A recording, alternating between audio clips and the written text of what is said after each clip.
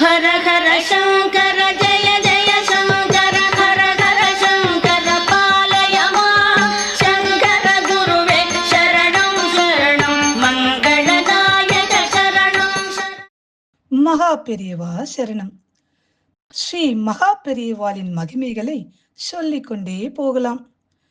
சகல வேதங்களும் சாஸ்திரங்களும் ஆகமங்களும் உடைய ஞான ஸ்வரூபமாக இந்த காலகட்டத்தில் நடமாடிய ஜெயேந்திர பரம்பரையின் 68ஆம் ஆச்சாரியார் ஸ்ரீ சந்திரசேகர சரஸ்வதி மகா சுவாமிகள்.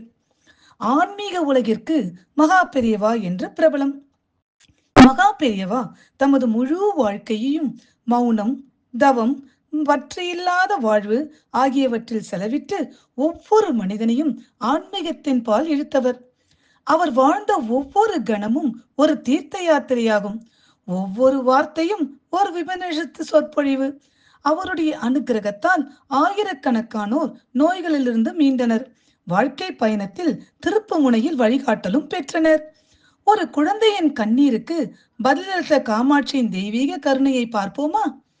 1970களில் நடந்தது. காஞ்சிபுரத்தில் பெரியவா காமாட்சியம்மன் கோவிலுக்கு அருகில் தங்கியிருந்தார். சன்னிதானத்தில் மக்கள் கூட்டம் நிறைந்திருந்தது. ஒவ்வொருவரும் தங்களுக்கு தேவையான காரியங்களுக்காக பெரியவா தரிசனத்திற்கு வந்து கொண்டே இருந்தனர். அப்போது ஒரு எளிய குடும்பத்தை சேர்ந்த சிறிய பையன், வயது சுமார் 10 இருக்கும், பெரியவாளை தரிசிக்க வருகிறான். அவன் பெயர் முரளி. அவன் கண்ணில் மட்டும் துளி துளியாக கண்ணீர் வழிந்து கொண்டே இருந்தது. தன்னுடன் ஒரு குறுந்தொட்டு போல பை வைத்திருந்தான். அதில் ஒரு சிறிய பூஜை பை, ஒரு நெய்விளக்கு மற்றும் சிறு நாராயண பட்டிரம். அவன் பெரியவாளை தொட்டு பணிந்து பதைக்கிறது போல நின்றான். பெரியவா அவனை அருகில் அழைத்தார்.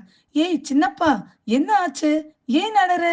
முரளி, பெரியவா, என் அம்மா ஹாஸ்பிட்டல் இருக்காங்க. பல நாட்களாக பேசவே இல்லை.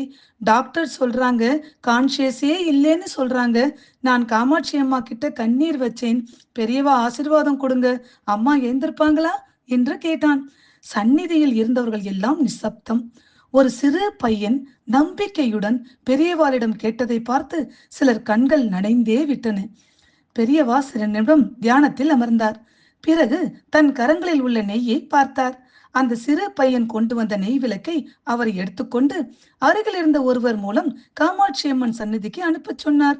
இவனுடைய விளக்கை இன்று அம்மன் சந்நிதியில் ஏற்றணும். இன்னைக்கு இந்த பையன் வேண்டியதுக்கு பதில் அம்மாவே தரப்போறாங்க என்றார். பையன் பதைத்து கொண்டே அந்த வார்த்தைகளை கேட்டான்.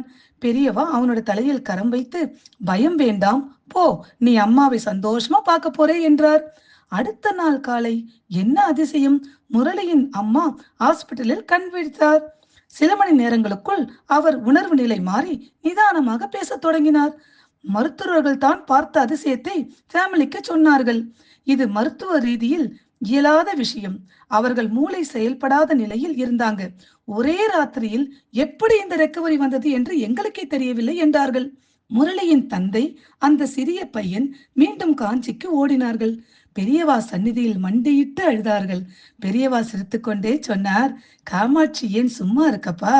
அந்த விளக்கு தீயில் நீர் கண்ணீர் கலந்திருக்கிறதே, அதுக்கு அம்மன் பதில் சொன்னாங்க, அவ்வளவுதான் என்றார்.